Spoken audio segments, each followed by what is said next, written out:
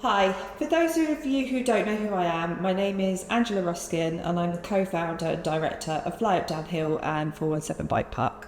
My name is Dave Webb. I'm the General Manager at the 417 Bike Park and a long-standing team member for 8 years. So firstly, I don't think either of us thought we would ever be here announcing something like this, especially when only a few days ago the 417 Bike Park was celebrating its 8th birthday. But here we are. You'll have to bear with us because this isn't our normal setup. We're normally beavering quietly away behind the scenes, but we wanted to give you this update direct. Most of you are probably aware that work has already started on the A417 Missing Link scheme. For those of you that don't, it's a stretch of road that runs alongside the bike park.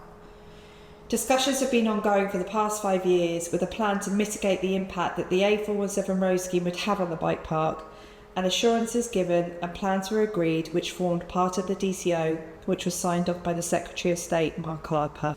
I know some of you already know what a DCO is, but for those that don't, I'll briefly explain. DCO is an acronym for Development Consent Order. It's basically a planning application governments must have when it is considering a nationally significant infrastructure project, or NSIP for short. Within the DCO is where all the things like compulsory purchase orders, temporary land takes, actual construction, mitigation planting, business mitigation, etc. It all forms part of the foundation of the application, and a boundary line is then drawn to the area this applies to. Part of the assurances given by Highways for the bike park and included in the planning inspector's report that allowed them to gain their powers were to make sure that we could continue running as before. This was to be achieved by constructing a new car park in the bottom field with a temporary building that would house all our facilities. With the backing of Highways, we then put in a planning application which is still currently pending and endorsed by National Highways, which would allow the building to remain permanently as this was cheaper than the temporary option. It involved rejigging a few trails, moving a pass and building a new access road and much more, but most importantly it allowed the bike park to remain open while they built the new section of A417. Perfect solution, I'm sure you'll all agree. Up to the end of November 2023, that was the plan. However, mid-November, a change of personnel at National Highways meant that the assurances given during the DCO process were retracted by Highways without any explanation. From this point, everything completely changed, and all of a sudden the future of the bike park took a drastic turn. We still felt hopeful that National Highways would still want to keep our business open as it is now, but sadly they have refused to engage with us regarding an alternative solution. Instead, they keep trying to redesign and change the plans without any knowledge of how the bike park or the site operates.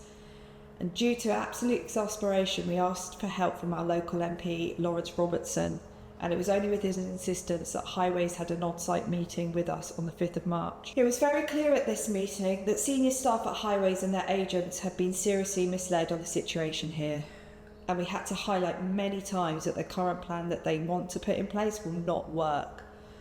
Throughout the past 5 years and throughout the whole DCO process, Highways have always been aware that any works they wish to do on the bike park could have serious ramifications to our insurance. At this meeting, we had to stress to them that their current plan will make this site uninsurable and will lead to the closure of the bike park. Highways left that meeting with promises that they would go away and relook at it, and as of today's date, we are still being ignored. And as there's been no further engagement from National Highways or Kia, the construction company contracted to do the works, we can only work on the information we've been told, and that is that the machines will be rolling in at some point in the near future, regardless.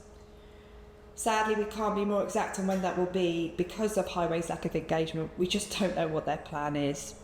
It's time for Highways to put their hands up and admit they've got this seriously wrong, that the personnel involved since November 2023 have clearly misunderstood the operations of this bike park, which is ultimately going to lead to its closure, and they need to do the right thing by us and admit they've got it wrong. They also need to talk to us and let us know what is happening, because it's left the bike park in a really precarious situation. As it stands at this very moment, until we do hear from Highways, we are open as normal and we plan to continue to be. If you have any bookings with us currently or you're planning to book in the future, please do so with confidence. If anything were to happen and the bike park was forced to close, refunds would be issued for any bookings that we were unable to fulfil.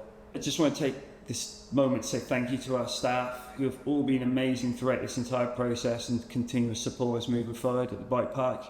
And lastly, I just wanted to say sorry to you guys, our customers, our suppliers and other businesses we work with for keeping you in the dark for so long. As you can imagine, this is a really complex situation that's ever evolving at such a fast pace, and it's really difficult to know what the right thing is to do at any given time. But now we feel Highways have left us with no choice but to let you all know what's going on here. Finally, I guess I'd just like to say thank you for listening to us and ultimately for your support over the last 8 years and into the future. The thing that's never ceased to amaze me working here at the bike park has been the amount of incredible people I've met, so thank you. And I guess the next thing is you're wondering what you can do to help. So we would encourage you to have your say on this, and we'd be really interested to know what you all think. So there is an email address linked down below for you to get in touch. I know that some of you have a lot of questions, and we will do our best to answer as many as we can in the comments. But alternatively, if you see me on site when you're here riding, just stop me and I'll be more than happy to chat with you. And that's kind of the update for now, guys. And we will keep you updated moving forward. Thank you. Thank you.